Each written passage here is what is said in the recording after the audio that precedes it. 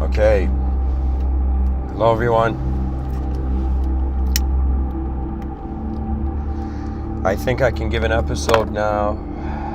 I'm exhausted, but the ideas are there. And what can we do with the scarcity of perception? You know, I thought of a sentence today, and it was a very interesting sentence. I was driving, and it was like, is there anything wrong with good and evil? And then I thought, okay, what would be a more poetic way, a more stylized way? It would be as if, what is wrong? Is there anything wrong with right and wrong?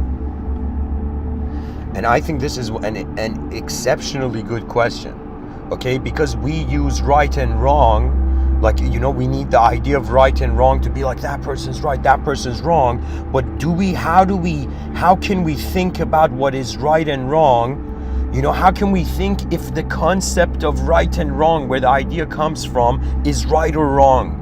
Do you understand? This is one of the rare moments in language when the implication of the language can act as its causation. So what I'm explaining, this is a very alignment of language, kind of like some people are like, yo, the planets aligned. For me, in this case, in this episode, it's as if the letters have aligned, the words have aligned. So when I think about, is there anything, I mean, here, I'll bring out the notepad to kind of explain this properly.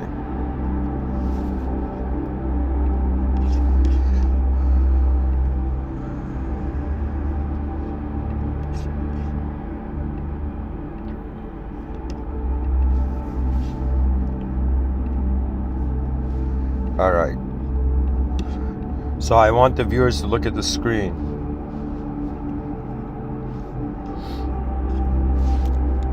Oh my God, it's too zoomed in.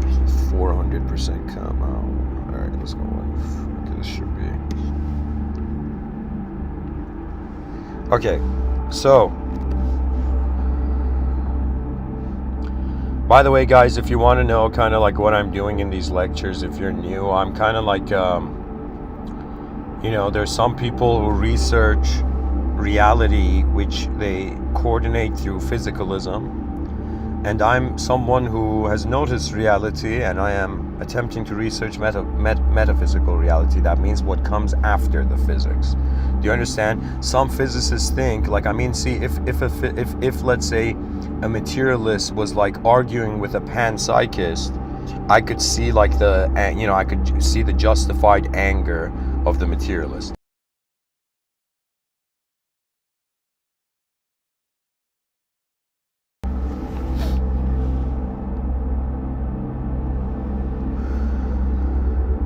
Pretty much, let me tell you what's going on this earth. Before you think about what is right, what is wrong, there are other dualities. Let's call them pre-dualities. Okay?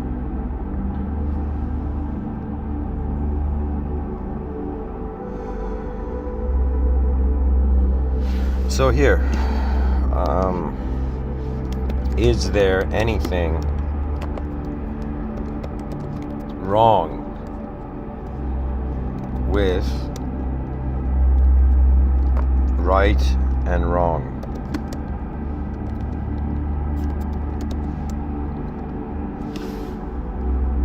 So with the idea of, is there anything wrong with the idea of right and wrong? So this would be an expanded way.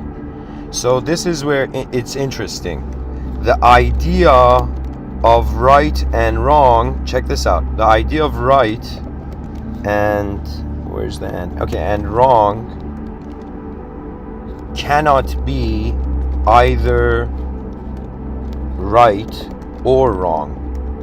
Since before the idea, the context did not exist. Do you understand what's going on? Something is not making sense about the human existence. Okay, we needed to have a context before we were a concept, but we are a concept that's noticing the context. Do you understand what's going on? It's multidimensional. I am telling you, we are multi-worlded entities. Do not for 1 second believe that you're just in one world. That is a lie.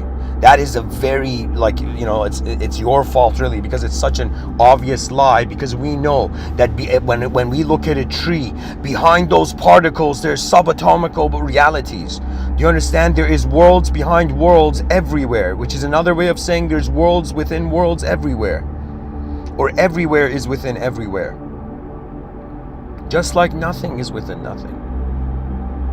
Do you understand? Because we're something, it's all beginning. So what it is the first duality. So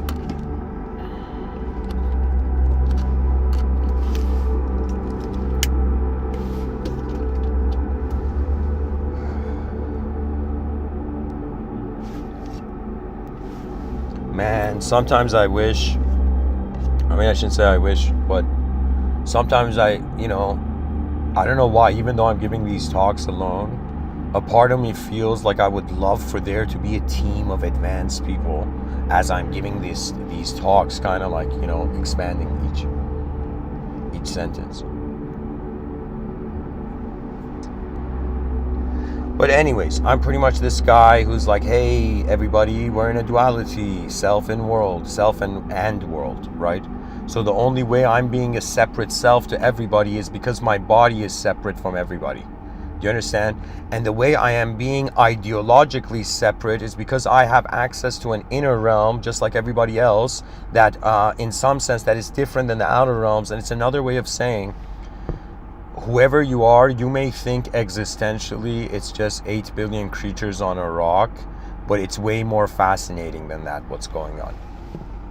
What's going on is that there is 8 billion creatures existentially in one place, but experientially that one place is many places. Behind our eyes there is many worlds. Our brains are creating versions of the world.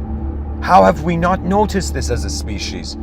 Our brain is in some sense just like, think of it this way, just like a cell copies itself, right? When you look at, like, you know, when you look at the geometry of early cells, it's like a circle, and then it becomes like 4 circles, and then, do you understand? So what it is it's this idea that something is accessing something, copy pasting it to access something else. Our brains are, for some strange reason, copy pasting existence, converting an object, in an existential object, into an experiential subject. Then we have the privilege of closing our eyes and in some sense doing whatever. Do you understand? Like, why do women, for example, get angry at men, for example, who are like, let's say, you know, their hormones, you know, are like, how do you say it? Like the guys, you know, body temperature's gone up or something, you know, he's seen something, you know, and so in some sense the person's like, yo, why are you being such an animal? You know, why are you being such a pig? But at the same time, it's an inner realm event. It is not an outer realm event. Everybody, we think we are existing in the here and now. Oh my God, the New Age community is like, I never thought the found could be lost. Like,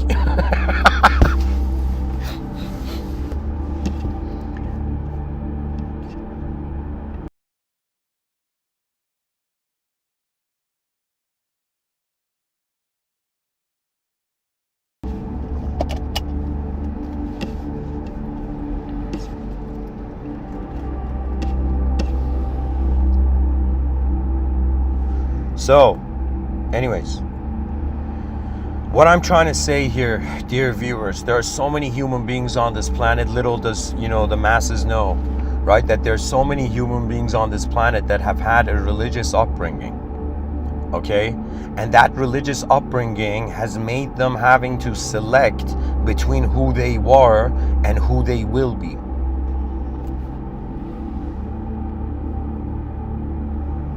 Do you understand? This might sound bizarre, but our species is caged. We are a caged species. I don't want to say we're domesticated animals, right? But I want to say we are a caged species. Why are we caged? How can somebody so easily say that we're a caged species? Because the cage is language. Do Do you understand what I realized early on, right, in about life? I feel like it was something I realized it when I was very young, but not consciously until, like subconsciously I realized it. And do you know what it is?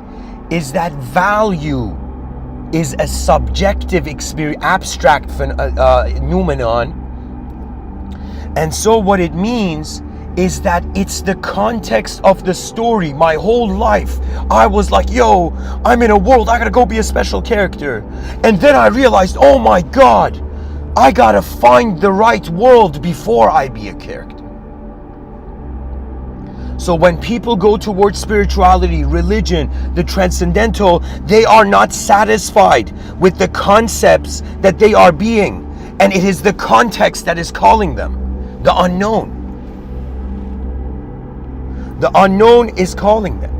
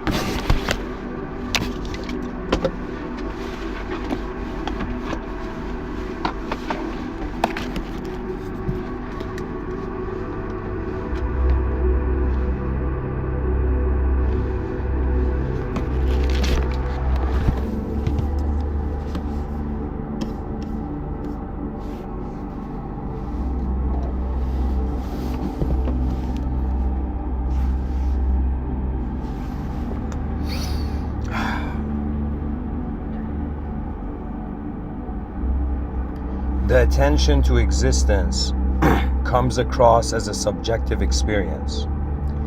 How we experience ourselves as a mind is very different than how we exist as a body.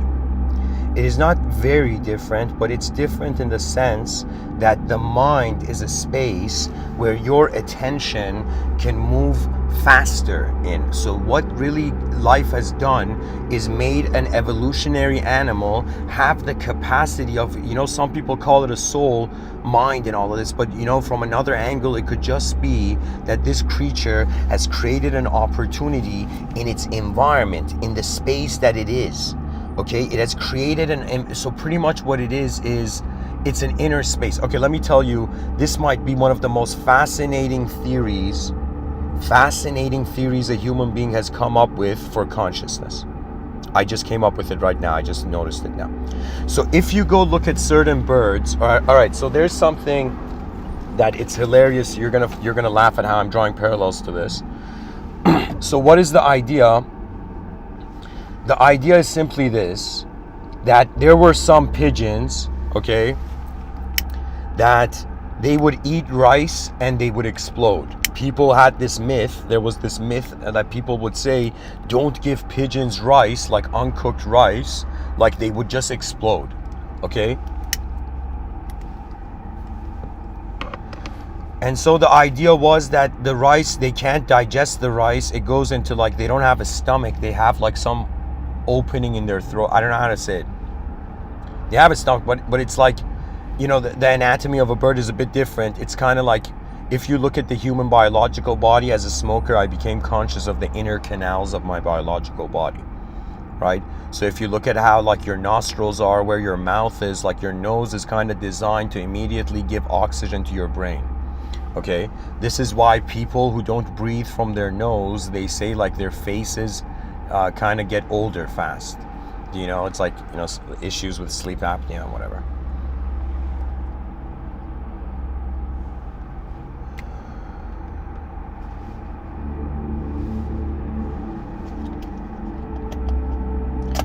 This is Mr. Within's new theory of consciousness. It just aligned right now in my vision, so I'm going to say it. So if you look at the human body has created a space inside itself to take reality and do something with it.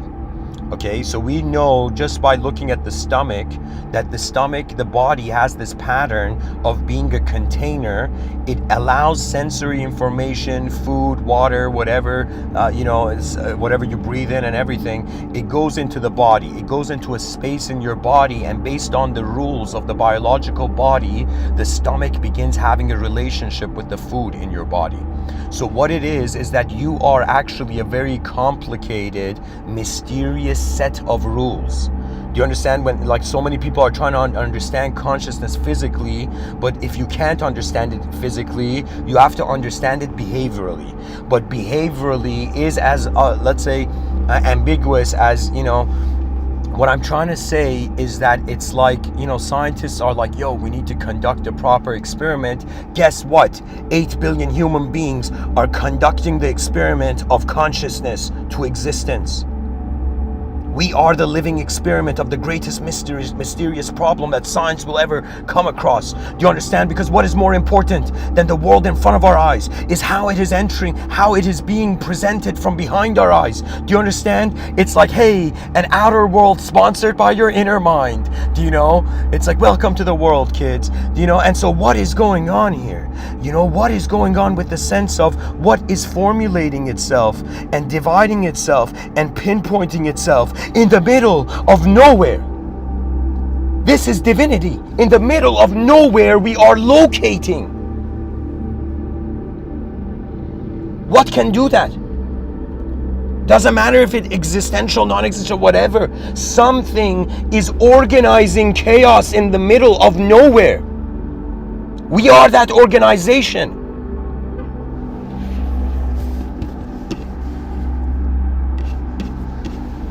And so who hears my voice?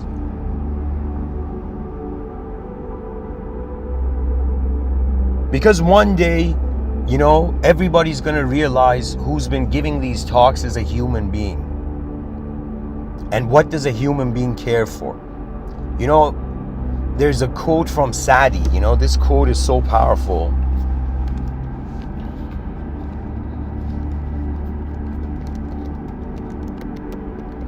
Sadi is a Persian poet. So guys, let me tell you something about let's say ancient Persian vibes.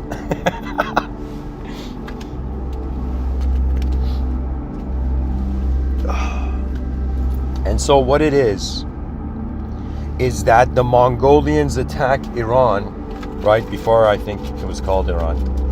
But anyways, they attack Iran. The Mongolian Empire attacks, and they're destroying and eradicating culture, knowledge, and libraries. And in Persia, a bunch of poets realize that they can convert the existence of an empire into language so it doesn't die. This is the power of scribes. Right now, people don't care about scribes. They're like, oh man, you're taking notes? What a dumbass. Go write something new. But the scribe was such an incredible being. Do you understand? The scribes, our history, our progress, modernity was handed down to us by the scribes, by those who cared to pass it on. What else are we doing here? You're either passing on your genes, you're passing on your experiences, you're passing on your creation, your productions. And so all of this, do you understand? It's kind of like being a human being is hilarious. Do I've never worked in a factory, even though I've looked at a couple of factory lines, but I've never worked in a factory. But believe it or not, being a human being is kind of like being in a factory, right? That means you're there to play your part, and you may not want to be there. There may be times in this life where you may not want to exist, but you have chosen this moment. Whether you're a physical entity or not, if you're physical and consciously choose, you're smart because you get to use what you have access to now. Because if you think about it, what has gone on is that an existential event has expanded and has changed in such a way that it has a little part of existence has managed to convert the whole existence into an experience. There is so much genius design in this world that even if you don't consider an idea of a god or a creator, you're just stunned by the handicraft. You know what I mean? Like by the invisible handicraft of the world, you know? My God, these ads.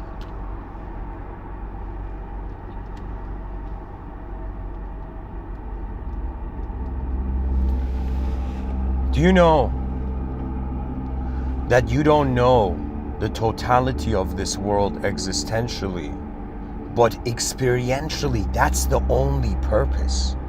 Do you understand? We're like a little candle in a dark room, but the little candle is noticing every part of the dark room is a candle.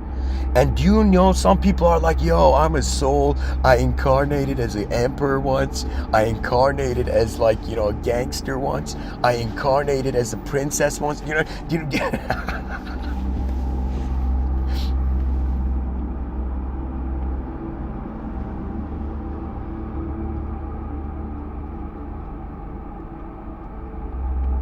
I don't know how to say it, but there is a mystery here that no human, no man-made effort can touch. You know, I thought this world was a physical game, but if I really tell you what it is, you know, it's one of those things that, like, what if here, I'll break the news to you like this.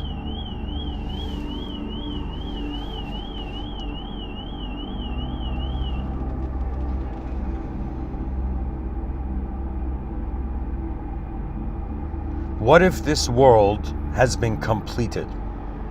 You know? So it would mean, in some sense, if you were someone who, you know, let's say you look at it through a theological lens. Let's say there's some human beings, they look at things through a microscope, and there are some people who look at things through a telescope, and there are some people who look at things, you know, through a lens of an ideological system. Okay, so they're not just physical lenses you can look through, there's ideological lenses. If somebody says, Mr. Within, are you religious? Are you spiritual? Are you a philosopher? And I will tell you, you think I'm language, buddy? You think if I tell you a sentence, that's the truth? Oh yeah? You know, you're satisfied with the answers in a changing world? If the world wasn't changing, I would have to only give one talk. But because it's changing, more must be given.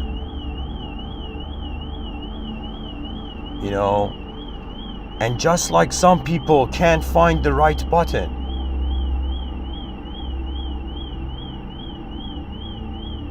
sometimes in life we don't know what perception to trust.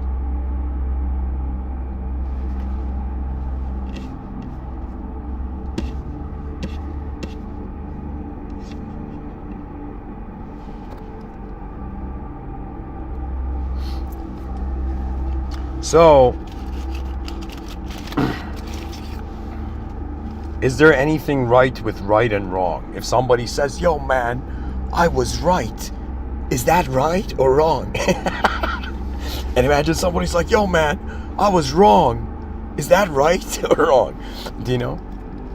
And what's beautiful is this is where the idea, and in philosophy, the concept of moral subjectivism, moral relativism comes in. Okay, kind of the same. So what it is moral relativism means that we human beings, first of all, we discovered we have mouths and we have ears and we can generate sound. Like, you know, we discovered that. That was a huge advancement. You know, when creatures realized they could speak, we take it for granted, you know. Now that I've been, like, you know, smoking cigarettes for some years and I've been coughing, you know, I see the blessing that is this voice. It comes from the divine.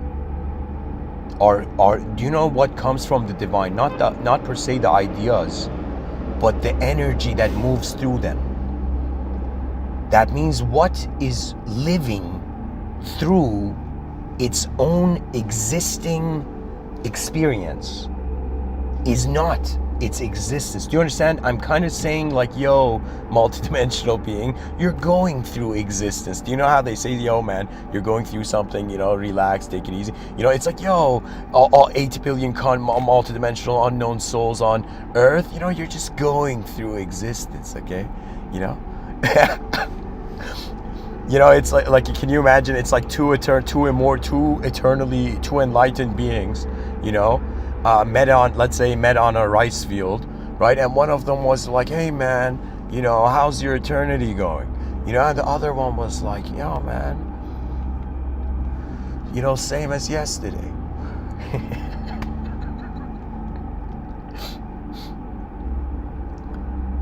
Do you know what I realized? I realized religion does not say you die. Do you understand? No holy book says you die. Holy books were, in some sense, escape religions were an escape route of death, of a meaningless death.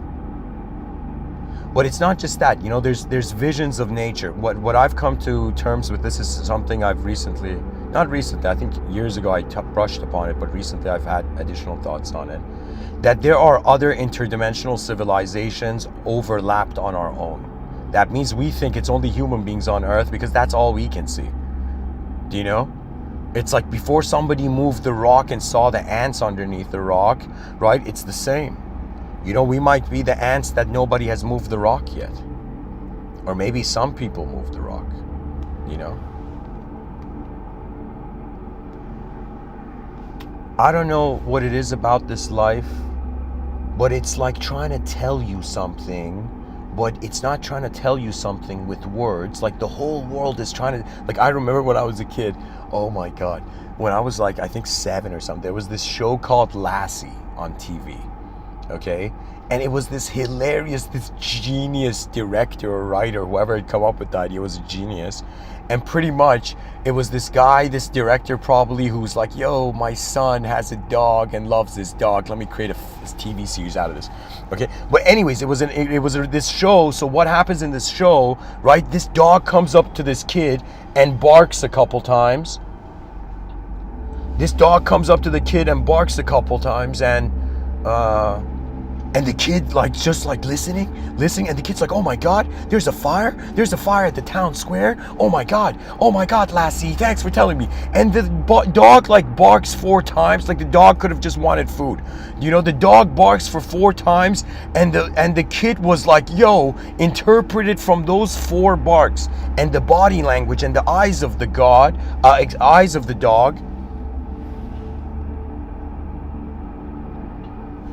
Excuse me, the eyes of the dog, and would convert that into language. Do you understand? Your brain has an ability. See, this is the privilege of your body, has the privilege of moving around in one kind of dimension, okay? But your mind has a privilege of converting the experiences of your existence into multiple experiences.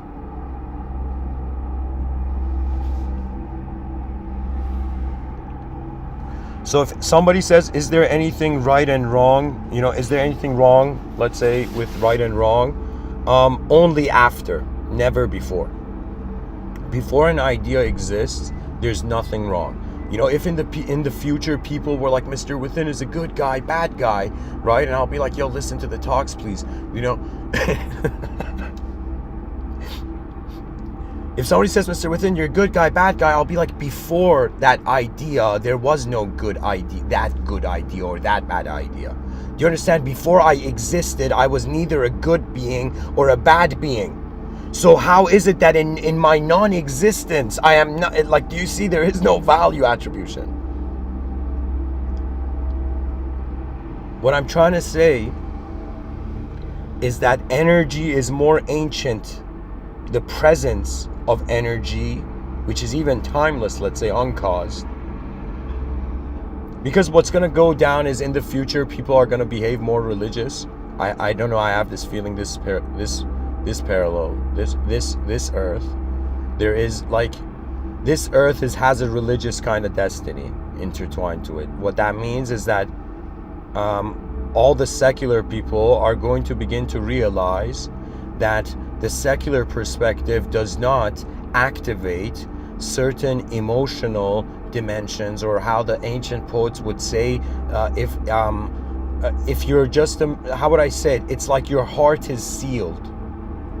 Okay, like imagine a letter that's sealed, right? It's unopened, right? So the thing about religion is that it's being that moment where you're like, God is okay. So religion, like, okay, monotheistic religion, at least I'm 1 in 8 billion sharing my experience. It's kind of like religion is telling you, hey, you've been born in an unknown world and you don't know who you are, and you don't know, you know, what everything is, and you're pretty much on this rock in the middle of nowhere naming everything, like your species named itself, right? But at the same time, the idea is that if you put away your ego, it's a submission. So for example, you know, my experience has been with the Islamic tradition. So what it is that it is a submission, but what is it a submission of?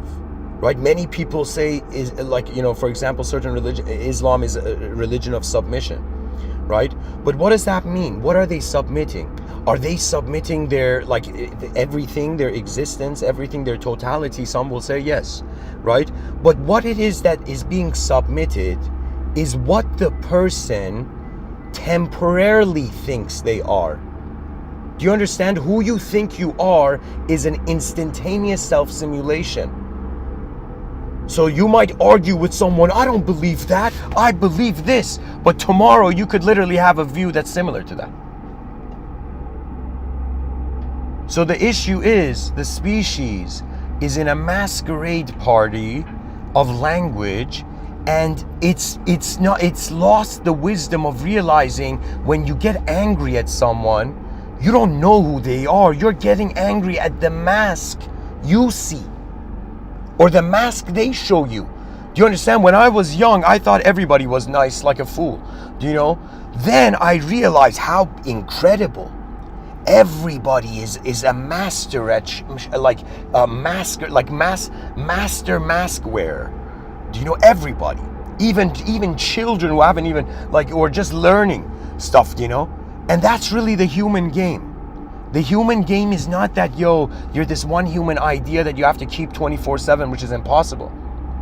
You are actually an opportunity of existence to experience itself. Simple as that.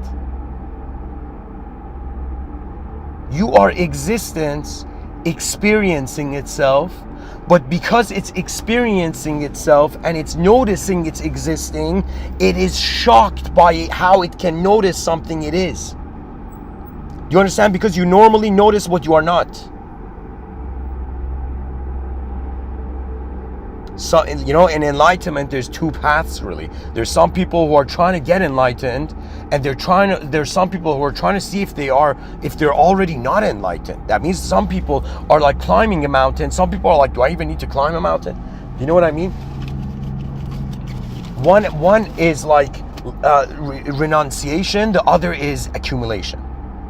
Right now, everybody can act like, yo, I'm a renunciate yogi and a spiritual man. Look at me meditating for hours, but I still go to the grocery store and buy groceries, you know, and I drink bottled water, and you know, I use shampoo. It's okay. So you are, do you understand? You could be as spiritual as you want, but you are living in a conditional system where the point of your attention to existence is for navigation of geometry, of design.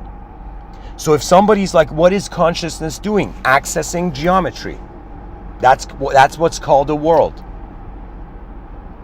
You know, you know, this is what I realized. I was like, yo, when I was in school, do you know, they showed me what's inside the atom.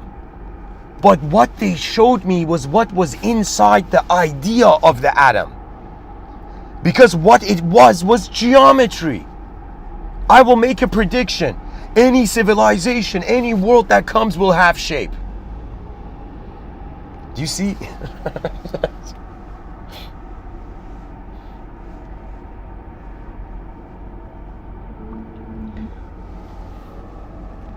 You know, I realized something, and it was something I learned from my twin brother, actually.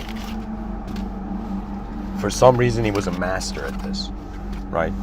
That when somebody would blame him for something, he would suddenly say to the person, who are you to blame me? Do you understand? And I found that very fascinating, because it's a manner of like realizing everybody who acts righteous has a past. Do you understand? Like, imagine if somebody went up to Elon Musk and was like, yo, you are the perfect human being. I cannot fathom you being imperfect. And imagine Elon Musk starts laughing. Do you know? Because we all go through moments where we are in the presence of ourselves and we have to keep our own value.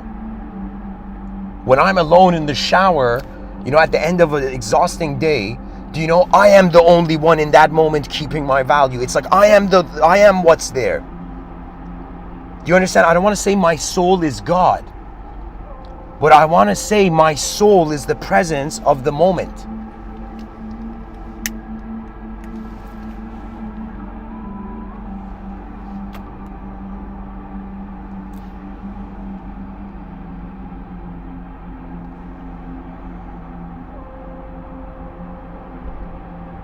Who are we?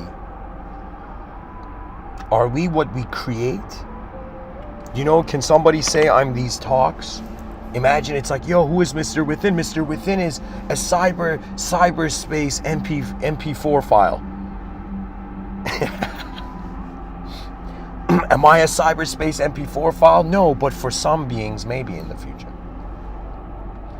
You know, sometimes I thought like maybe this whole Mr. Within effort is to, in some sense, convert mysticism, certain mystical ideas, and inject them into the future cyberspace.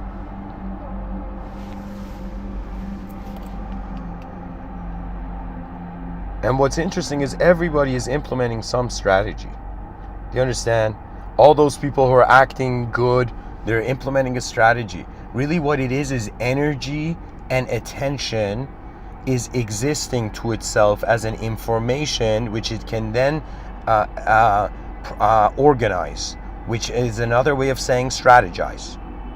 Strategy means you have found a new organizational pattern that is more efficient. But what is efficiency based on? If somebody says, yo, are we trying to be as efficient as the people in the past? Like the efficiency that people in the past said? Or are we trying to be like the efficiency in the future? You know, you may ask a human being, yo, what's the most advanced state? And the person will say, yo, the most advanced state is when I go on a prayer mat and I realize I'm just this creature in a world that will die one day, and I just for a moment pause whoever I think I am, and I just consider that if there was a creator to this world, how mighty it would be. And that fathoming of a presence scares me, and then I pray for that which is beyond me to guide me. And then there's some people who you go tell them what is the most advanced state, and they will tell you the most advanced state is not in some sense clinging to the past or clinging to the present, but to in some sense finding the future. So the three are not alone, and then going beyond time as if you're entering your greater home. Do you understand? It's like one view is that we're becoming less. You know, but it's weird because experientially we're becoming more. The body is dying. The mind is just becoming eternal. You see, our psyches are projected in a position where they're acting as immortals. When I care for living tomorrow, that's an immortal behavior. The future is for those who do not need to die anymore to themselves. Because where can it all go? We call it the present. You know, these new age gurus come and tell people, yo, come to the here and now, and all the people are blissed out crying, right? And it's as if, buddy, it's just wordplay. You could say, come to the soup. You know, come to the tiramisu pastry. You know, it doesn't matter. It's just words. But what is there? is not something that can die, because before it knew what death was, it was eternal to itself.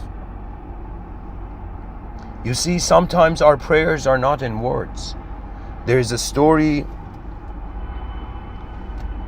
There's a story. Oh my God! There's a story from Ramakrishna and Paramahansa Yogananda, if I remember correctly.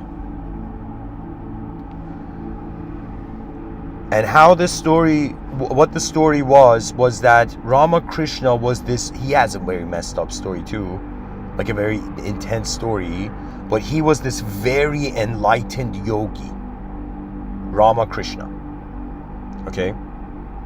And then he has this disciple who is like, it's as if he's been called to be this guy's disciple, right?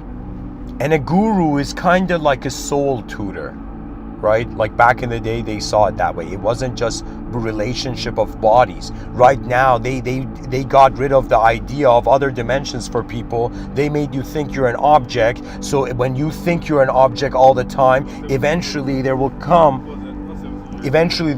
perversion. Do you understand? The materialistic destiny is, believe it or not, perverted excellence. Do you know? People are going to be like, what do you mean, Mr. Within? It means that the purpose of the biological human being is to have sex all over the cosmos and overpopulate the whole galaxy. There is nothing else to do. We have to either act like everything, or we enter nothing. That's it. Not as an ego. I'm not telling people to go and think you're everything, you know, because you can never think you're everything, you know. It's like, imagine, it's like, check this out, right? If I say, yo, I think I can fly. Imagine one day I'm giving a talk in front of millions of people, and I'm like, guys, I think I can fly. And then I run and people are like, no, Mr. Within, what are you doing? Don't do it. It's not one of those crowds that have waves that will hold, like DJs in a concert or something. And right before I jump, I will say, I'm glad I thought that only. I'm glad that thoughts are not just out of the outer realms. You see, what it is I'm taking an approach which I think no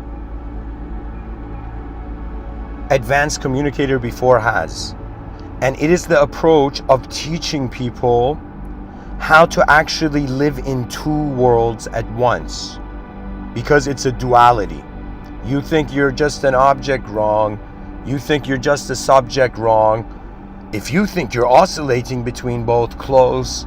If you think you're beyond both, closer. If you think you're an unspeakable moment, then there's nothing to say. You see, so the evolution of human psyche is into such an advanced, skilled, and competent presence that it doesn't need to think to do. It is, and it just is it. It's instantaneous. What that means is, what has been happening is that in the inner realms there isn't restrictions. In the outer realms there are. So and I could make this claim that from the beginning of time, the imaginative ability of the species has been the same from a solar perspective. So what I mean, how do I say it?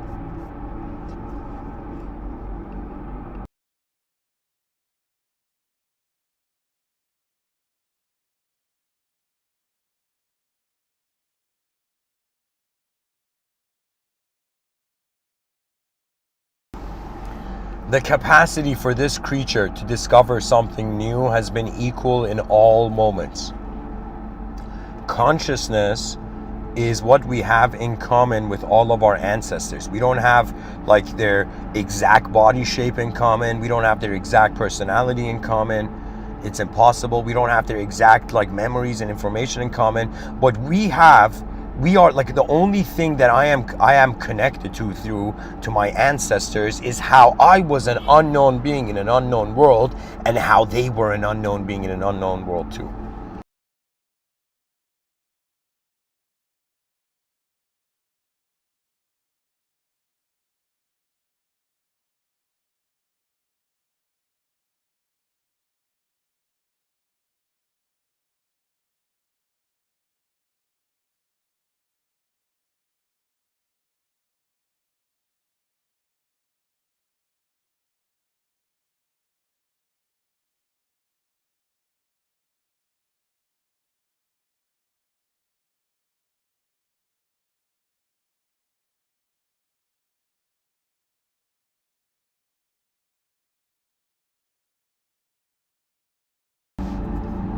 All right.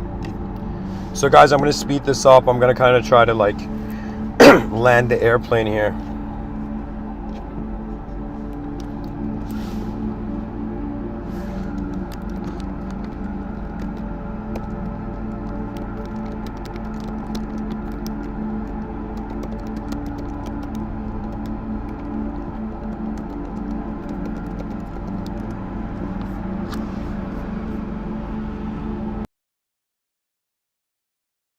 So guys, I'm gonna show, so look at the screen. So if we need, let's say, the idea one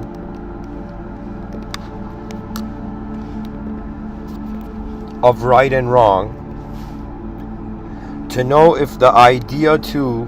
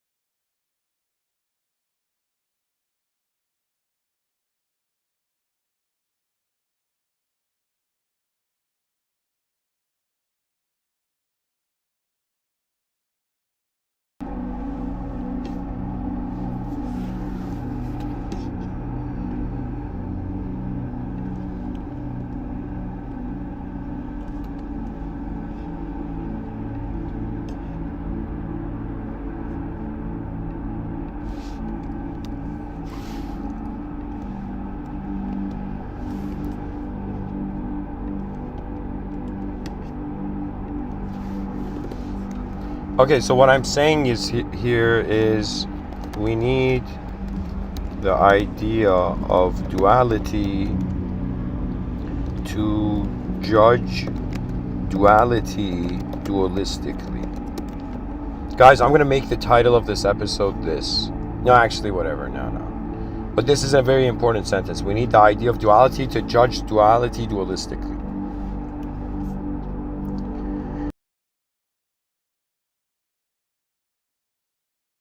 You know, sometimes I think God, this might sound, I mean, this, I don't want to, okay, let me speak differently.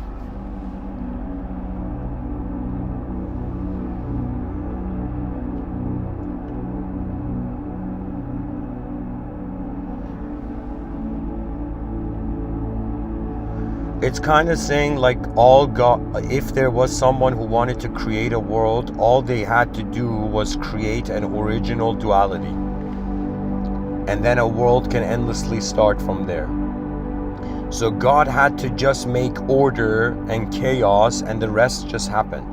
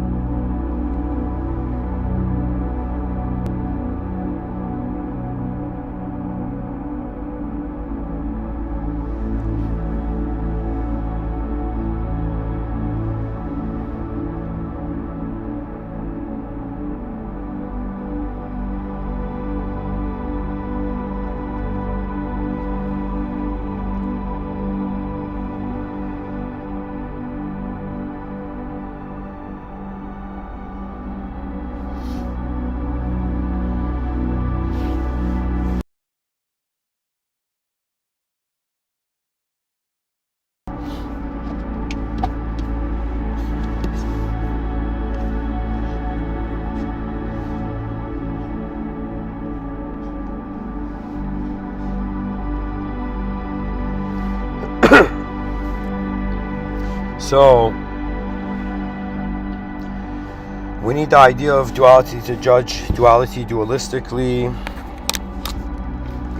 what is right? What does right mean? What does wrong mean? What does duality mean?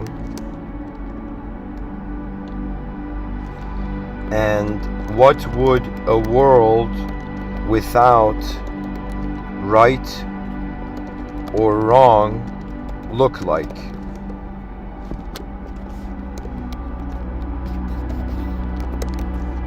We already know. A world without a sense of right or wrong, without a conscious responsibility for the dualism of existence, is a jungle.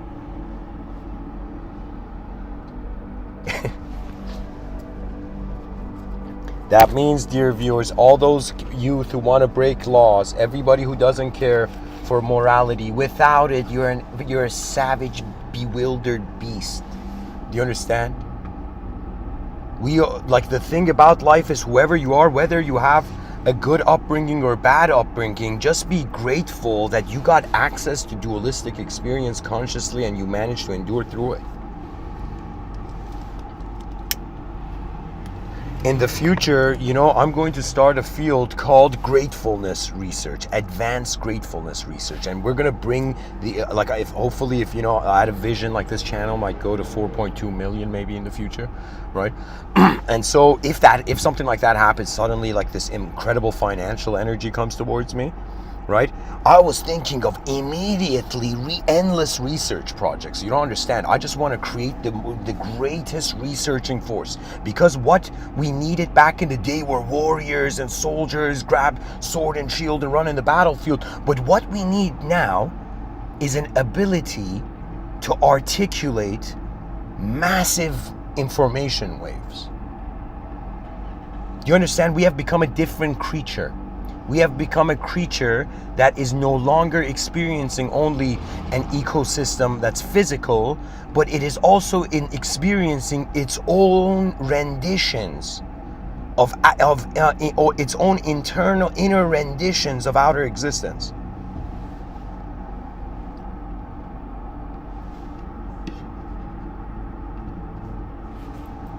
I think nobody can hear the music right now. I can hear.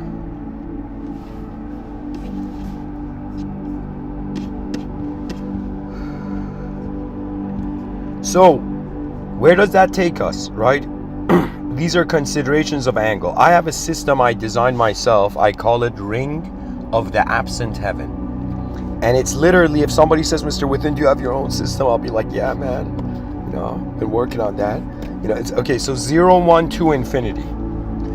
This is my system. And the reason I call it Ring of the Absent Heaven, right? And it's something that also, sometimes great ideas, it's not like you just have them. You have them where you find them, and that's an incredible title for a talk. You have great ideas where you find them.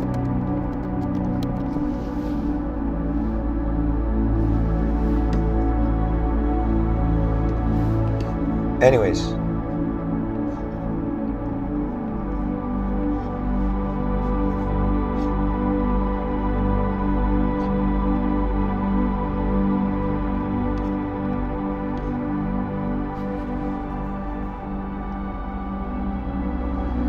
so where I'm going with this is the Ring of the Absent Heaven. This is pretty much, I came to this insight that everything, like every philosopher in the future can challenge me, but everything in reality can be seen in 4 quadrants of the void, the singular, the dual, and the infinite. Okay? These 4 are, if you can find contentment as a known and an unknown self with these 4, you become a very advanced being immediately. Why? Because you're acknowledging the overall way the whole thing can be organized. Because think about it, right? Just think about all the future generations of philosophers that are going to be born. right? I thought about this, I sat down, and I'm somebody who's like studied nature like a wild animal. Do you know what I mean? Like a nature photographer. I've gone into the forest and studied how language is being like reality in people's minds. You know, in my own mind, of course. So anyways, 0, 1 to infinity means that this idea of, is there anything wrong with right and wrong? So for me, let me tell you what it is. Right and wrong, okay, first of all, right and wrong equals duality. I mean, this is very, like, you know,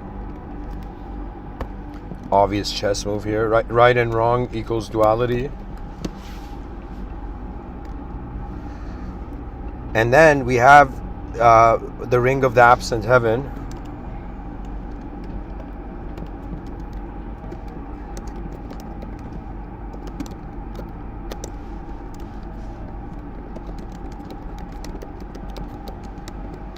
I might have even given a talk on this. I don't know.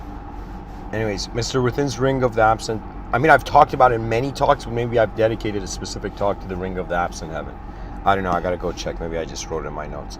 But anyways, so what this means is, I'm pretty much saying there are 4 ways that we can, like, the consciousness can access reality in these 4 states for now, pretty much. Like, I cannot fathom anything else in this world other than these 4 states. And people can challenge me. You can challenge, pretty much you can challenge anything in life. But I'm saying, like, I would even appreciate people trying to come and break this system, because I think it's unbreakable. I'm like this guy, this philosophically minded individual, right? And let's say this guy who's developed this system, and he's saying like, yo, nobody can break this system. So I'd be interested to see, you know, because I'm telling you, every human being has blind spots. For me, all I'm doing is I'm just realizing the future generations will see all of our blind spots, and I'm just trying to surprise them. You know?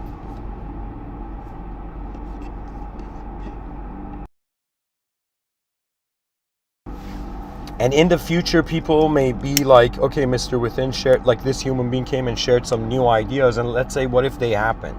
Let's say the future generations are like, yo, Mr. Within shared this and it happened. Did Mr. Within create this? And I will tell you, I can't, like, even though there, like, if I ask myself, who owns the world? Just that question. Who owns the world? You ask some people, they're like, yo, man, it's the elites, it's the bankers, you know. You ask some people who owns the world, they're like, yo, it's the people, you know, it's the common folk, you know. Who owns the world? And then some person is like, yo, I do, it's my mind, my consciousness is projecting the world, I own the world. Then somebody's like, yo, but who is that I? Oh no, my idea, the idea of me owns me. Do you know? Or like an unknown attention is owning the idea of me. Do you know?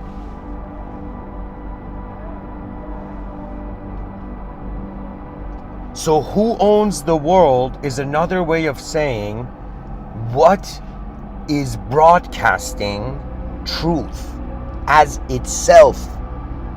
See, some people are looking for truth. Truth is never something you can look for. I don't know how you can look for truth. Let me tell you why, right? Maybe of course in language you can, but outside of language, like, truth has to be the first domino. Do you understand? Without truth, there can't be a simulation. Everybody who's like, yo, we're in a simulated world. You know, even the Patanjali Yoga Sutras were like, this world is a shadow of another world. But how can a shadow exist without the light? How can the simulation exist without the original? How can the truth seeker exist if the truth isn't there in the beginning? What are you seeking? The truth has to conceptually be there. Do you understand? So the idea of a truth seeker doesn't make sense because truth was in the room before the seeker was looking for it.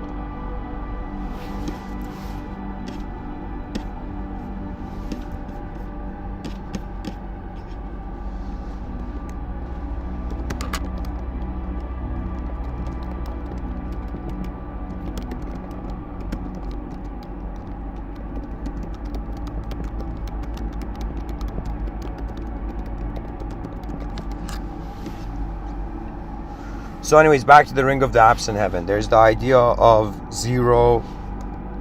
I call this the void. Also in the future, in my sci-fi novel, I've implemented it, but in the future, I think people are gonna be of these 4 classes. So this would be the voidists.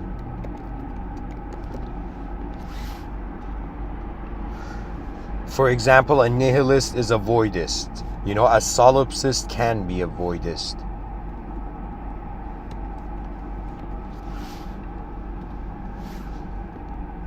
The voidists, you know. And this means everything is nothing. So if you're a human being on this planet Earth that you believe everything is nothing, you are a voidist in my books, you know, in my, like, based on what I'm sharing, and based on my system, this system. Hello. Then we go to, okay, then you have, oh my God, then we have the group that, you know, like, you know, drives me crazy, but you know, I love them. You know, we have the singularians.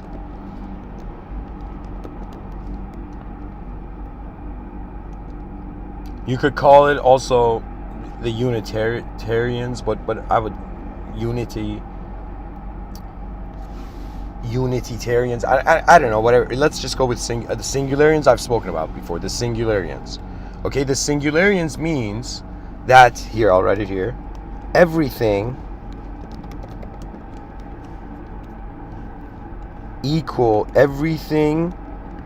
is one thing. So if you think everything is God, if you think everything is matter, you know, believe it or not, you have way more in common, you know. These can be even the system I'm sharing here can be seen as these are areas of the soul, or these are ways that the soul is trying to experience its mind, or it needs to cultivate in these dimensions. That means sometimes in life you need someone to come and tell you you're nothing. Sometimes in life, you know, you need someone to come and tell you, yo man, you're everything, keep going, you know. Sometimes in life, okay, now when we get to the duality. So the next thing is, this is great. This is where everybody is now. This is Earth. This is the main, everybody who has a driver's license, everybody who's an individual, okay? Excuse me.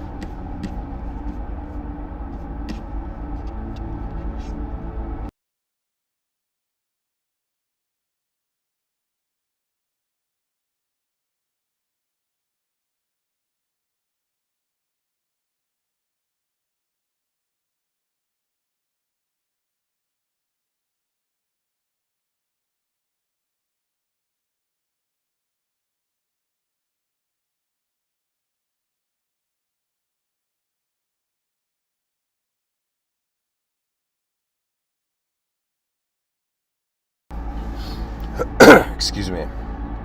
To continue. Oh my God.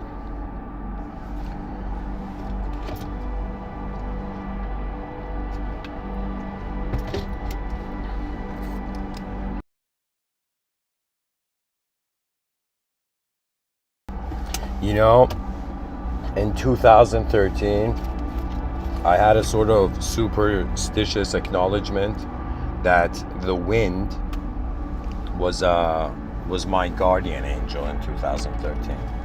Air, just the element of air, you know.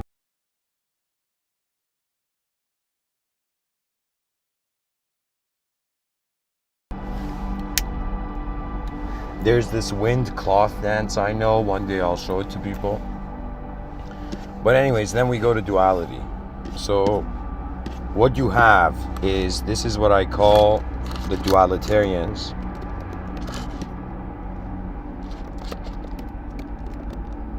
Or the dualists. So if you are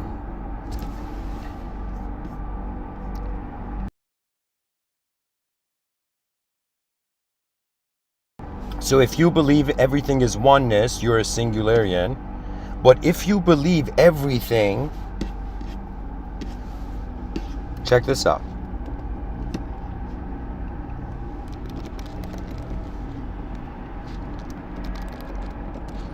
Everything is two things, which is another way of saying endless dance of chaos and order.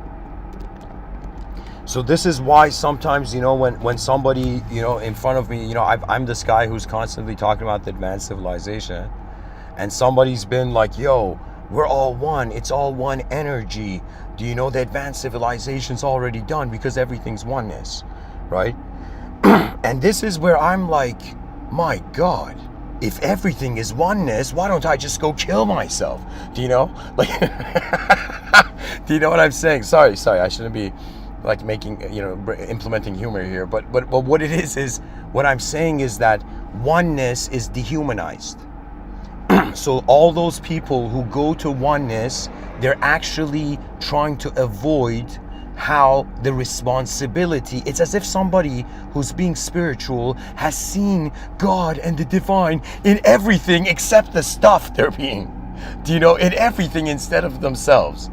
Do you know that? How insane is that? It's as if the spiritual person is like, yo, you're not your body. The soul is not your body, right? And of course, by definition, it has to be beyond something that's neither your mind or your body.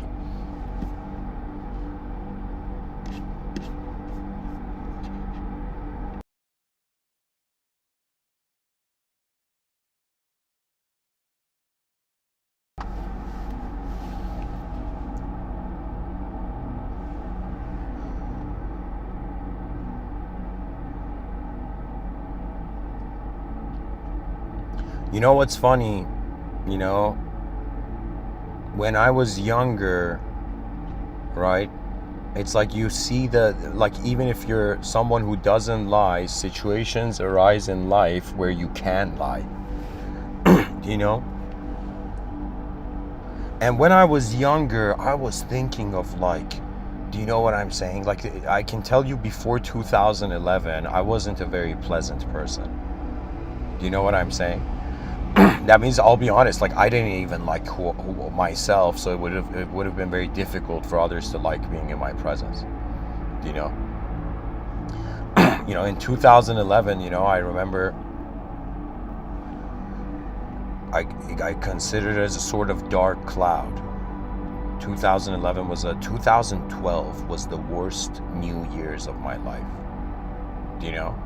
It's like I remember it was just very, and not because anything happened, it was just I was such a defeated person to myself in 2012, and everybody was celebrating the new year, and I felt like, yo, novelty, I'm nothing. How can somebody who feels like nothing be happy at a new year? Do you see what I'm saying? But the cool thing is, we're human, and we are learning from this human. Every time I've done something, when I was younger, when I would do something that was embarrassing or foolish or something, right? I would get embarrassed and awkward and close in or something like that,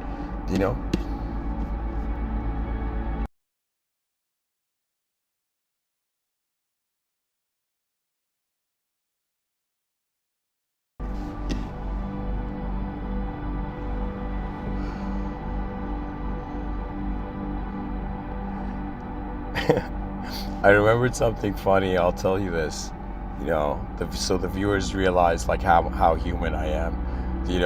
When I had an experience where, when I was younger, I told my parents, my mother and father were just there, and I told them that I think I told them that it was I looked at the color of the sky, and I told them, based on the color of the sky, it's 4 p.m. right now, something like that. I told them an hour, right? And my parents both paused, right? And then they were like, yo, it's 8 p.m. And I remember they both started laughing, and I just covered my eyes and slowly started laughing myself too. And that was man.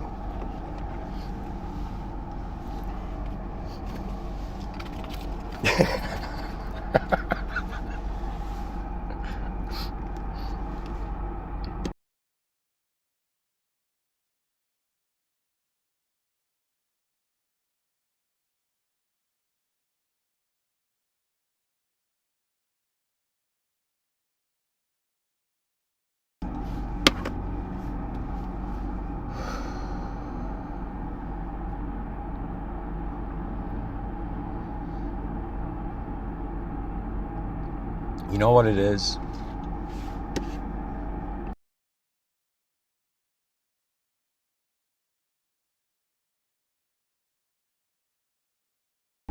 The duality I'm speaking of, you know, really civilization 1.0 is a dualitarian civilization. It is a civilization that accompanies dualistic beings. Do you understand? It accompanies the dualistic lifetime. An advanced civilization will be honoring the ring of, will be wearing the ring of the absent heaven, you know. So then we go to the fourth.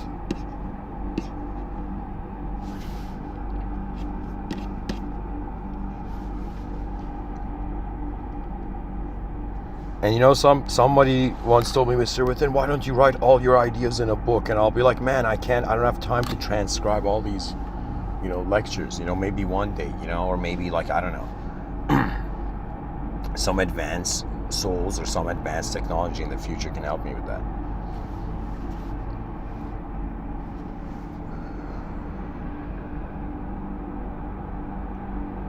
So anyways, here I've written 3. I shouldn't. It's infinity. It's the infinity symbol. I don't know how to put the infinity symbol here, so I'll just put 8.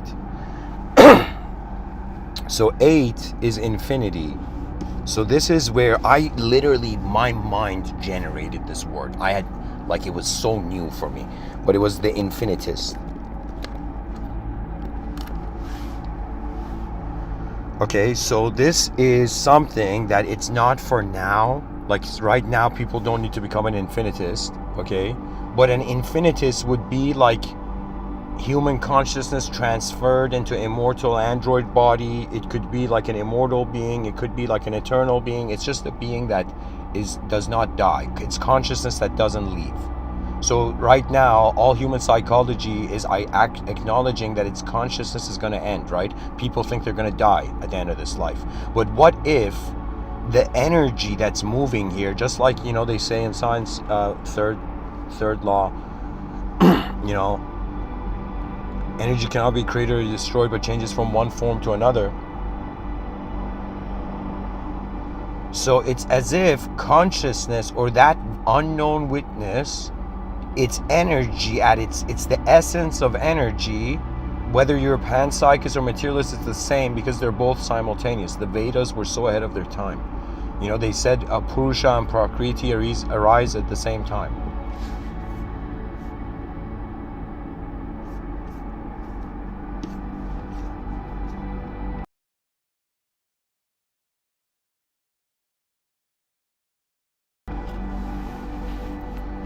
You know, guys, you know, I was talking about embarrassment. You know, in the future, if I have kids, you know, imagine, you know, the kids go in class and they're like, what does your dad do? And you know, my son's like, he talks too much.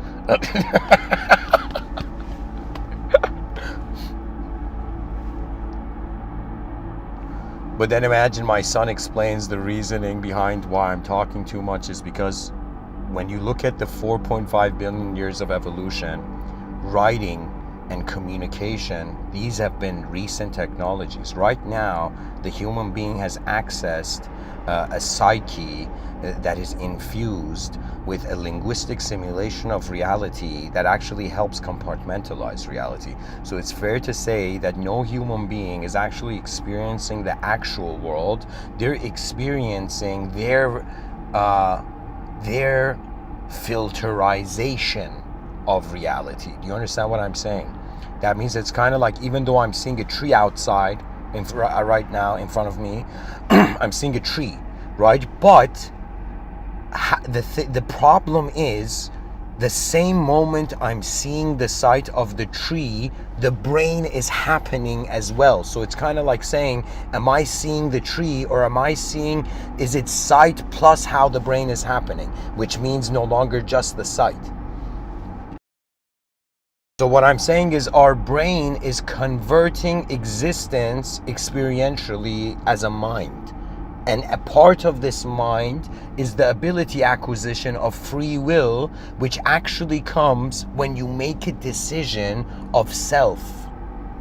Do you understand? A lot of people think decisions are only things you got to make in the outer realms. Sometimes in life, you got to pause the video game of whatever you're telling yourself. Just sit in the silence and stillness for 10 to 20 minutes and be like, wait a minute, man. What am I? Who am I? What am I? What program am I running under? What cultural program has engineered my value system? What are the deep core dualisms that if I was a dot, if my consciousness was a dot in the empty page of the world, right? What dualistic lines have been drawn through this dot as memories of self-simulated instances of being? That means the way the brain is working is that the brain is actually, look at how genius the brain is. The brain is taking a giant scenario. It's a picture bigger than the camera can take, but the camera takes its best picture, but then it takes that picture and starts taking smaller pictures of it in the inner realms. So what is going on is consciousness is literally the division of limitation into the limitless. I gotta write that down. Oh man, anyways, whatever. The division of the limit, yeah. I don't think I can repeat that as well as I said it. So the infinitist is this idea that it's really the evolution of duality. So think about it right now. We have the idea of good and evil. In my view, I have this sense where I'm saying there's going to be, instead of like right now when somebody does something wrong, right, we're like, yo, evil person, look at that evil POS, right? And then some people are like, yo,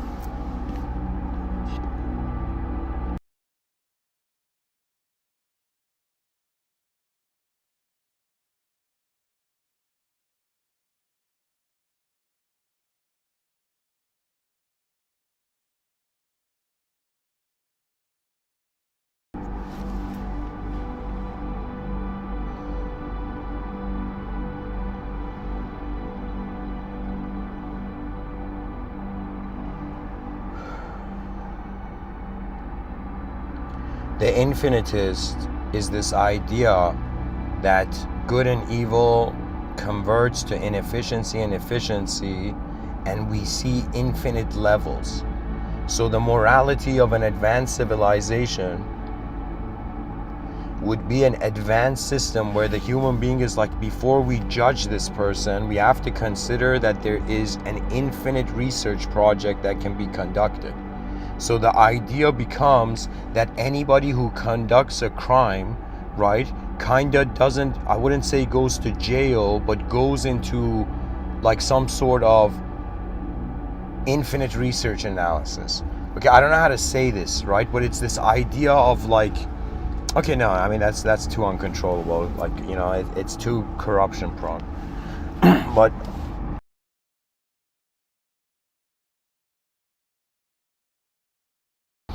anyways, the infinitist.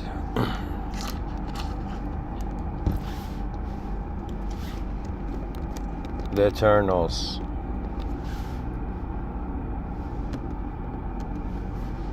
Everything is everything. So there can't be any death, because the self is the world and the world is the self, which is dying into which. At what point are we identifying with the subjective inner identification of self, right? So so to me, it's kind of like we're all on this biological roller coaster of this biological system and program, and then as this roller coaster has been moving, as we have been living throughout this lifetime, we've been having an experiential view. So think about it. If the body wasn't automated, there would be no point of God, or let's say, you know, some sort of ignition point for existence or the universe. Do you know why? Because the being would be too busy paying attention of how to maintain inside its body. Like imagine if you had to think about your heart to beat, if you had to think for your like stomach to digest. No, so we don't waste time on that. It's become second nature. Look at how blessed this design of this world is, right? That we don't have to just pay attention to our inner life. Even, of course, you got to be conscious and smart of try to see everything. Why? Because you can. Try to see as much as possible of this.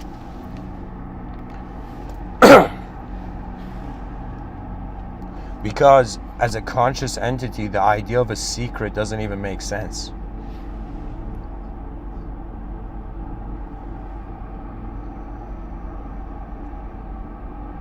Why? Because consciousness is here to unreveal all secrets. You know, they say don't give don't give pearls to swine. I'm like, yo, the human species ain't swine. You know, it's a soul. Do you understand? And all souls are worthy of a great future. But that greatness does not come from the soul. It comes from the abidance of the soul by its totality. So when I say the Eternals, everything is everything,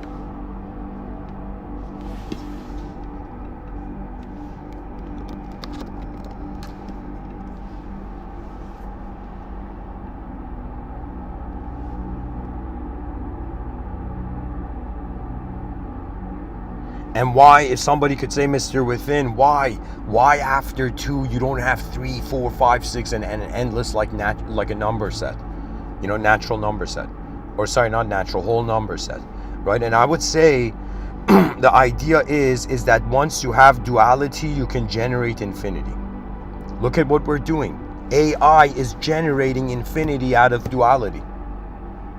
The human brain and creativity is realizing you're not in a limited world, but a limited being is in a limitless world.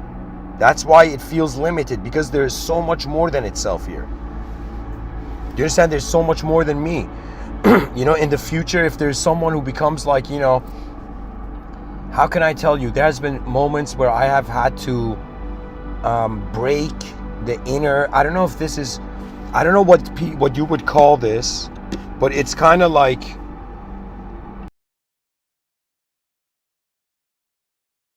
I have an ability to break an inner realm if I figure out how the inner realm is kept. But the idea is you don't break anything because you might not understand why it's there, right? That this is the idea where even somebody thinks of, like, let's say the idea of, let's say they go through suffering, some intensity, you know, even Alan, you know, some people have to like go through suffering and they may think of using a bridge the wrong way, but it's at the same time, it's as if you don't know though, that it's like your judgment is in one unit of time, right? One instance of time, one moment of time. They asked Kabir, how long does it take to get enlightened? He said half of an instant. That means an instant is beyond a unit of time. Instantaneous advancement is divinity, but the advancement we find on earth is an advancement in duality, so it can be guided by divinity. And really what it is like, you know, it's kind of like, if you're religious, the idea of the advanced civilization makes sense. The idea of the advanced civilization, guys, is the greatest idea in the outer realms. I'm telling you, everybody will come to this conclusion. Everybody on this planet, doesn't matter, even if not in my lifetime, they will eventually come to this, because they will realize we are living for the future generations. What else do we have to do on a rock in the middle of nowhere?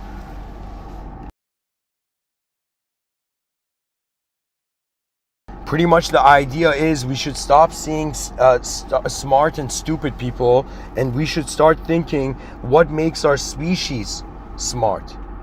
Do you know, is our species behaving smart or stupid? Right now, the species is not behaving stupid, but it ain't behaving, you know,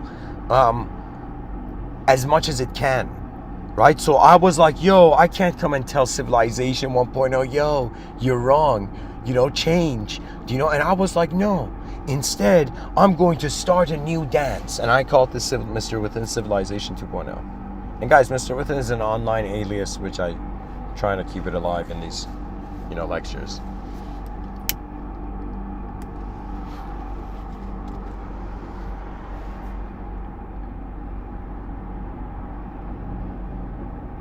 It's kind of like, you know, I'm like the you know, the Batman of mysticism in cyberspace, you know.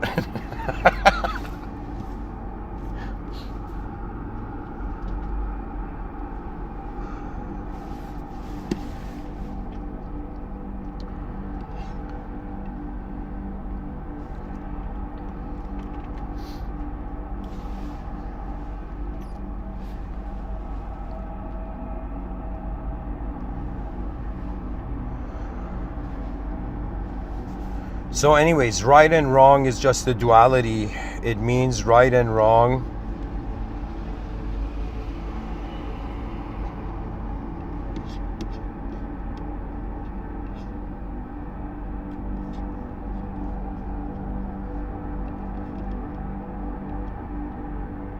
There we go. So right and wrong is a duality. So it means that there are three other angles that we can see beyond right and wrong. So if somebody asks me, I will tell them there is three other duality. This world is 1/4. If you think it's dualistic, it's 1/4. If you think it's just oneness, it's 1/4. If you think it's just infinite, it's 1/4. If you think it's void, it's you're living in a hollow world, hollow simulation of reality, like you're living in an empty world, like a deadwood world, you know, which is not the case here, but in some parallel planes maybe.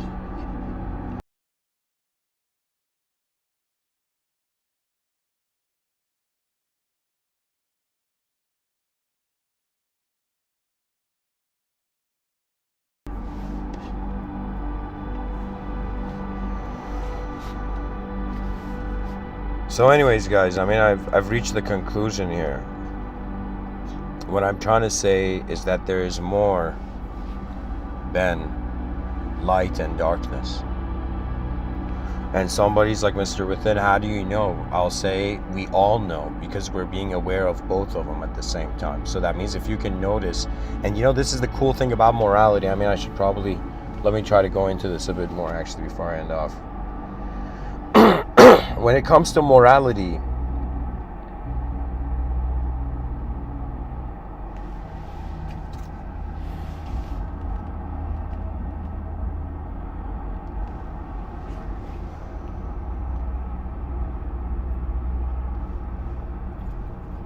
it's another way of saying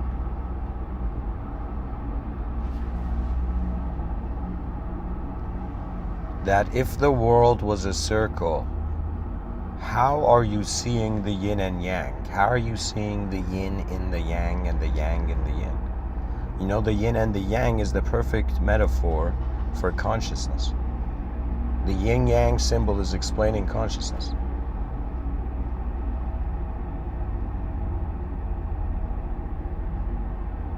And you know, maybe in the future, these two speakers, imagine two brothers are born in the future, or two sisters, or imagine there's two like twin sisters and two twin brothers in the future that are born like 100 years from now, and they're both named yin and yang. Imagine one of them is called yin and yang, the other one's called like yinga and yanga or something, you know. Or like, let's say yin and yang, so they're both named, like twins are named yin and yang, so it would be like the yin and yang twins. And they come and preach about the yin and yang symbol. Man. All right, really, what can I say? It's very interesting to observe how your perception is creating the context where the permission of how you conceptualize, you know, like, comes from, I guess. To be honest, you reach a certain point where I think this is really how the smartest people on the planet are, the most intelligent beings in the universal sector are functioning. Where instead of them being like, yo, the world is known and I have to know it all before I die, they're pretty much being like, no, it's unknown, and every day I can try to reduce the percentage of the unknown. You understand? And that's called understanding or experiencing. Some people call it learning, but the student-teacher archetypes have such a heavy connotation on it, right? Where it's as if like, I'm like, yo, man, you know, it's like we're all explorers in an unknown world, way better than student-teachers. You know? Just we have to create a sort of like endless class system of explorers. So for example, instead of, yo man, here, get this piece of paper and put it on your wall, you know, here's some wallpaper for your new home, you know. You know, like, imagine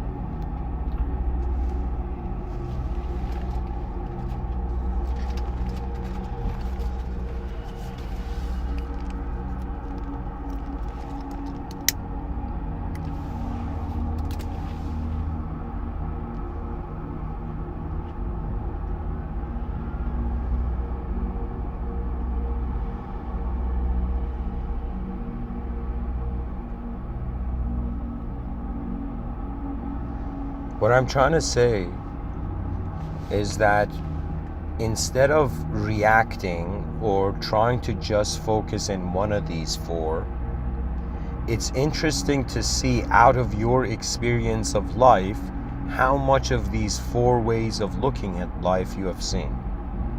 So imagine what kind of a being it would be. Like, imagine what kind of a being, how do I say it? Imagine what kind of a being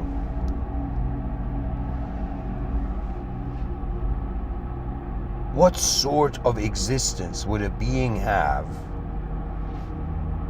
that is capable of observing emptiness and being completely content with the truth of it, and observing the singular and being completely content with the truth of it, and observing the dualistic and realizing from the beginning of your life you have been training to be content with the duality.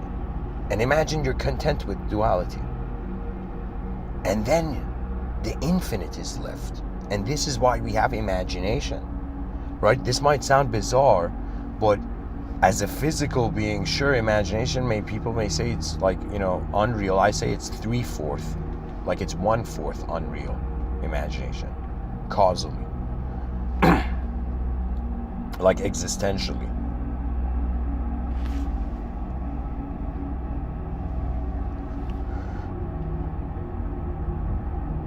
So what infinity means, can you accept an unknown infinite presence? Can you be content with an unknown infinite presence? And can you be content with a known infinite presence? And then can you be content with this unknown and known applied to each of them? So that means, can you be content with an unknown void and a known void? Can you be content with, content with a known void? Can you be content with an unknown singularity? Can you be content with a known singularity? Can you be content with an unknown duality? Can you be content with a known duality? Can you be content with an unknown infinity? Can you be content with an unknown duality? A known infinity? And then, can you be content with how they are a circle? They're like seasons of the cosmos, seasons of manifestation,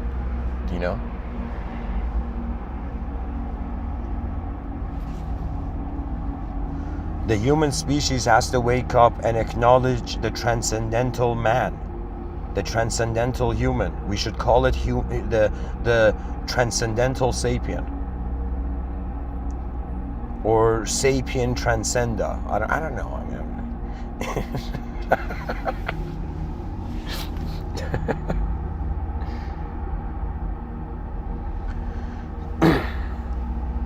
It's like, what are you?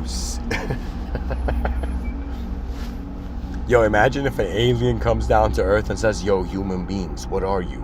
And we'll be like, what am I? And we'll be like, yo, somebody send in Robert De Niro. And the Robert De Niro is going to be like, the alien's going to be like, who are you? And he's going to be like, who am I?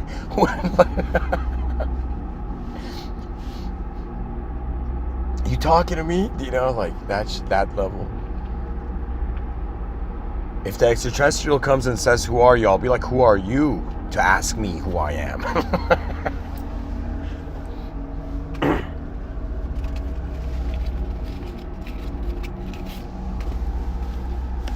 The world is an incredible place if we decide to be incredible too.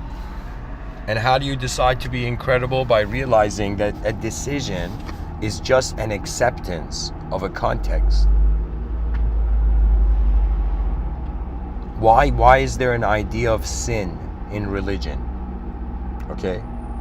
Because from a religious perspective, we can't ignore this, you're actually starting as an incomplete being. That's what religion means.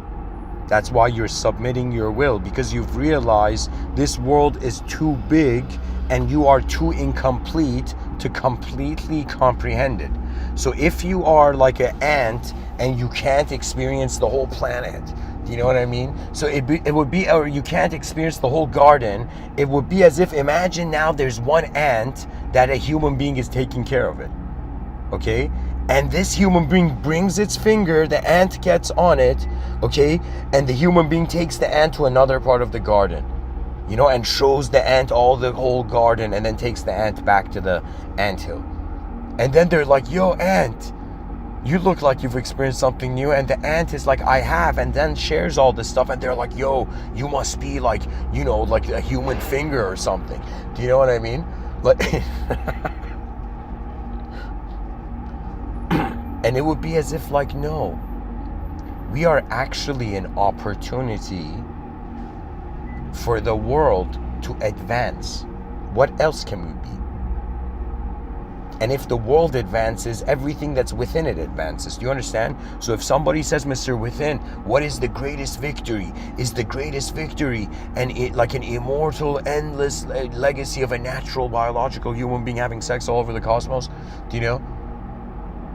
And I'd be like, that may be like the legacy, the destiny of like the biological self.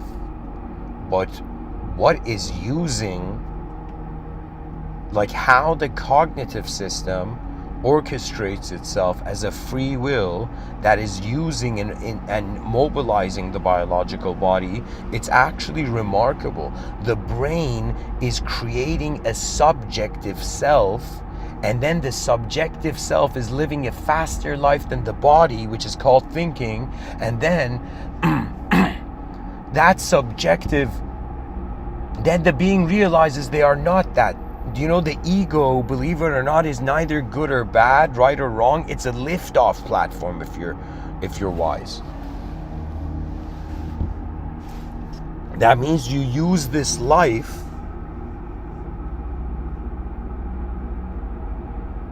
with a realization that the user of the life can be nothing else or cannot. It's like I'm universe powered. Do you know, if somebody says, yo, Mr. Within, where does your power come? I'll be like, I'm cosmic powered, man, or I'm like solar powered. Do you know? Because everything that I am speaking about is actually the gift my biological body is giving to an unknown witness. This unknown witness, in the Upanishads, they would say the seer of the seen is unseen. It's another way of saying an attributeless being is doing something through and by moving reality, it gives itself attributes. That it's kind of like, yo, why doesn't that person who's still and silent and has their eyes closed, why don't they have a personality? Yeah, because they haven't moved yet. The soul hasn't animated. There's nothing there yet. So how a personality arises is by, in some sense, you're actually interacting with the world before you move in the world. I found that the moment my imagination converted from like this noob, like looking at like some people would speak and I would hear sentences in my imagination, I would see the words like a noob, do you know? And then at some point it converted into films, right? But this has its own perks, right? That means it's like anytime in these Mr. Within talks, if you suddenly see me mid-talk, suddenly forget my trail of thought, it's because the image in my inner realm stopped. The film that was moving in my inner realms either shifted or moved, or my attention couldn't hold on to it. It's an incredible life. And how do we know it's an incredible life? Because we are the most incredible thing on this planet. I mean, come on, you know, it's like I love lesser species, you know, but I mean the human species is like, you know, we see so much ahead that we are kind of like aliens to other life forms. Do you understand? This university, like to me, it made me angry, but anyways, this university, a group of like these university researchers, they took a mirror, a rectangular mirror, and they glued or like connected this mirror, right, like somehow safely to this tree.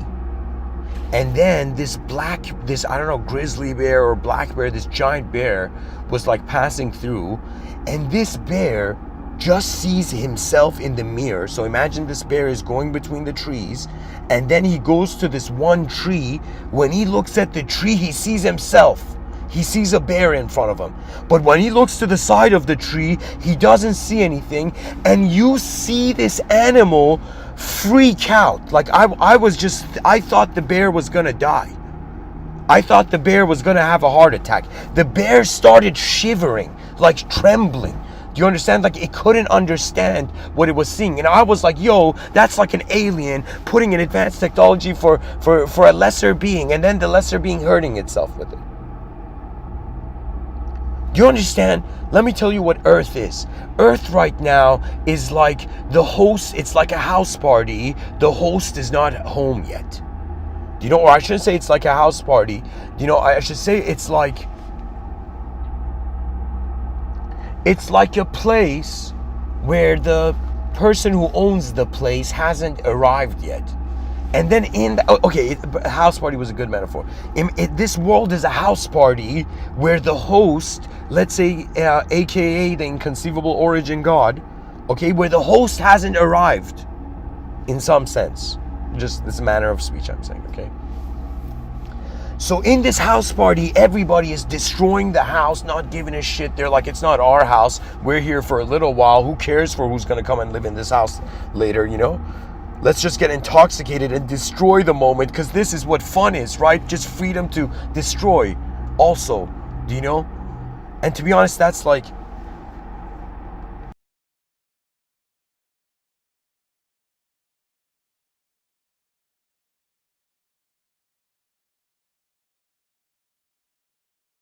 So what I'm saying is, the idea of the host suddenly coming back and seeing, like, you know, the friends he had bestowed, his let's say the prophets or the beings he had bestowed for them to convey the message, you know, or do something. It's as if the house party is a mess. So do you know what the host does? The host comes into the house and says, day of judgment, who's done the mess? You have to clean it up. You have to clean my house. You've partied in my house, you have to clean my house. This is called karma in metaphysics, in mysticism. And so that host is the maturity of our species. Do you understand? There is a wisdom that will revolutionize our lives, and it will be insane because it would be an insight. We're creatures bound to sight, but something about how we're experiencing the sight is going to change. We're going to realize the experiencer is beyond pain, beyond suffering, as the Buddha said. What else did the Buddha say? The Buddha was saying, you're suffering, everybody's suffering, we die here, right? And then people were like, Buddha, what do we do then? And the Buddha was like, all right, so then you got to notice these Four Noble Truths. And I don't know exactly, but pretty much the idea was, he was saying that the cause of suffering is attachment, and is desire, and desire comes because of attachment. And it's this idea where even the ancient Greeks were saying people suffer for that which is not really there. Do you know, some like if you did a survey of 8 billion human beings on the planet, or all the human beings that were suffering, right, you would be like, yo, what percentage of your suffering is psychological, and what percentage of your suffering is real? Like if a billionaire goes to a therapist, you know, I think the therapist should be like, oh, you know, it's like, hello, sir, what do you do for a living? And the person's like, I'm a billionaire. You know, it's like, oh, you're a billionaire. Incredible. What seems to be the problem? And the person's like, I don't feel good. You know, I think actually, you know, if the guy was in a developing country, the therapist would be like, get out of my office, you foolish, ungrateful man. You know. But in a developed country, country, the person's like, yo, man, I gotta make a living, and also help this guy. You know, this is why I'm not. You know, I decided to. All these talks are free because there's no point. Like even if I had money, right? Even though right now there isn't, like this channel needs 8 channel members, and then it could show on like the channel. But the idea is even if I had money, it would be to advance civilization. But because civilization has to advance on a psychological level, right? It's another way of saying that, you know, I love I love the outer realms, but I love the inner realms more. Because the outer realm's destiny is being experienced by an inner being. Do you understand? So the mystery of consciousness is out there. I'm just waiting for the next generation of future philosophers to wake up. Do you understand? In the future, there's going to be an army of philosophers. And people are going to be like, yo, an army? What's this army going to do? Do you know? And it's like, are they going to march to like a debate hall? Like what?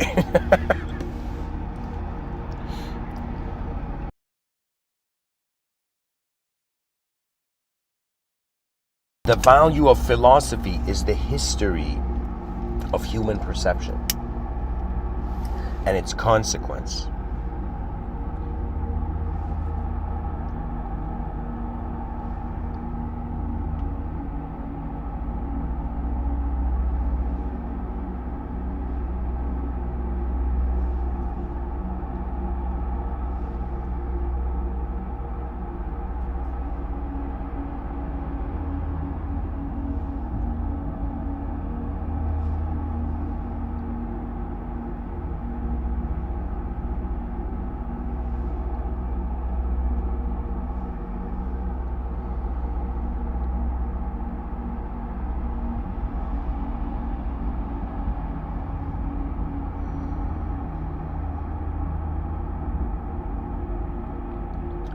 This world is sponsored by an invisible force that is moving also an invisible abstraction. So what goes on is just like a person, in order to walk somewhere, they have to move their legs. It's like you need legs to walk somewhere. Similarly, you need a dualistic situation to notice beyond duality itself. And the awareness beyond duality doesn't just mean oneness, doesn't just mean the void, doesn't just mean the infinite. It's another way of saying, this might sound bizarre, but for now at least, my greatest mystical insight in this lifetime, I don't think, anyways, the insight is that the unknown is unknown. When I realized that, the unknown, I feel like all the unknown treated me differently. Do you understand? That means it's kind of like a person. See, you can even have like let's say theosophists consider interdimensional.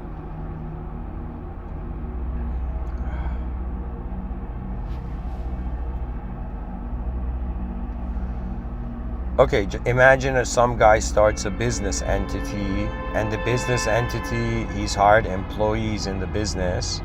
So once the employees are inside the business establishment, they are actually possessed by the business entity. Okay.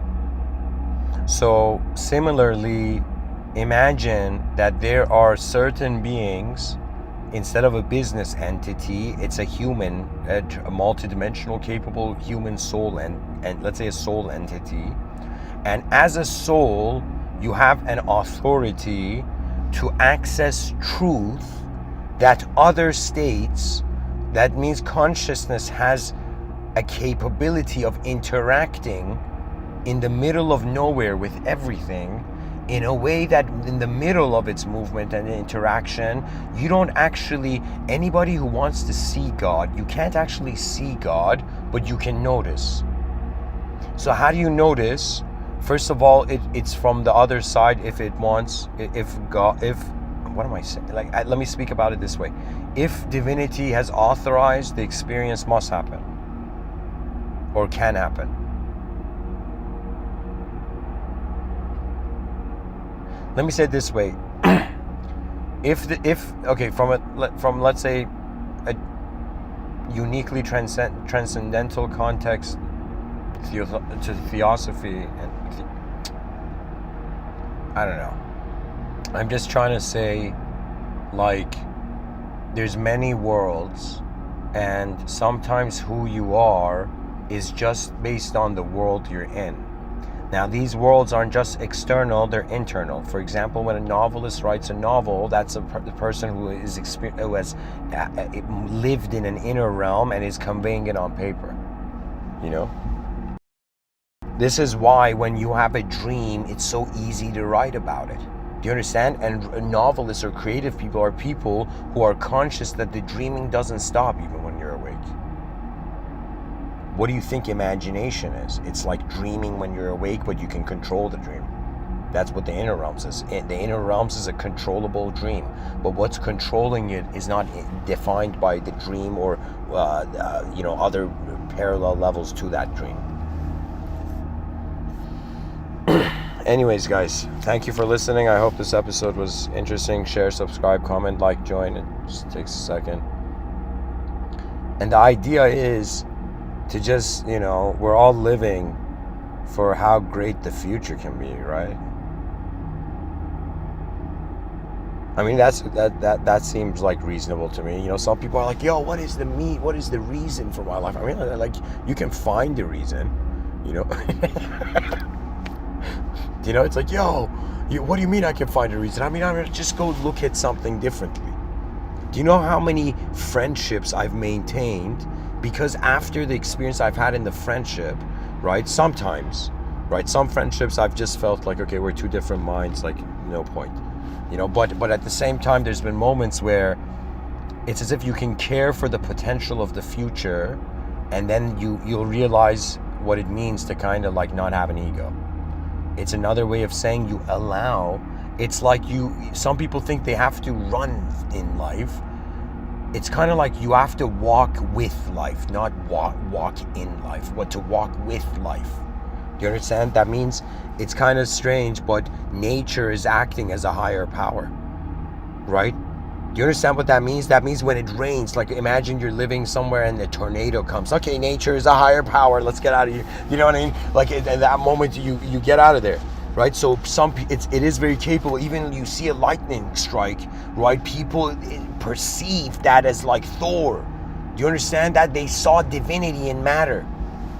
But what was divine was what was seeing the divinity. Anyways, thank you for listening. Rise, mankind, rise.